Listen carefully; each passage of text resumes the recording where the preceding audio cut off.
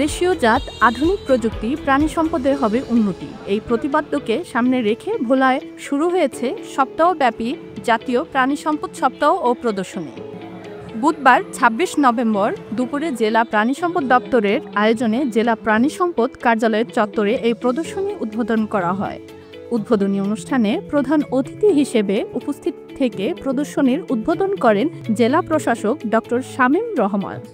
আয়োজিত অনুষ্ঠানে বক্তব্য রাখেন উপজেলা প্রাণী সম্পদ কর্মকর্তা ডাক্তার শাহীন মাহমুদ, উপজেলা নির্বাহী অফিসার মোহাম্মদ আরিফুজ্জামান, অতিরিক্ত জেলা পুলিশ সুপার সত্যজিৎ কুমার ঘোষ। অনুষ্ঠানে সভাপতিত্ব করেন জেলা প্রাণী সম্পদ কর্মকর্তা রফিকুল ইসলাম খান। প্রদর্শনীতে গ্রামীণ জনোন্নয়ন সংস্থার কৃষি ইউনিট, আরএমটিপি, বিলুপ্ত প্রায় মীর কাদিম জাতের গরু, ডেইরি খামার, দেশীয় উন্নত জাতের গরু, মহিষ, মুরগি, গোখাদ্য প্রদর্শনী সহ বিভিন্ন ফার্মাসিউটিক্যাল প্রতিষ্ঠান ও নারী উদ্যোক্তাদের পণ্য স্থান পেয়েছে। সরকারি ও বেসরকারি পর্যায়ে মোট ৩০টি স্টল বসানো হয়।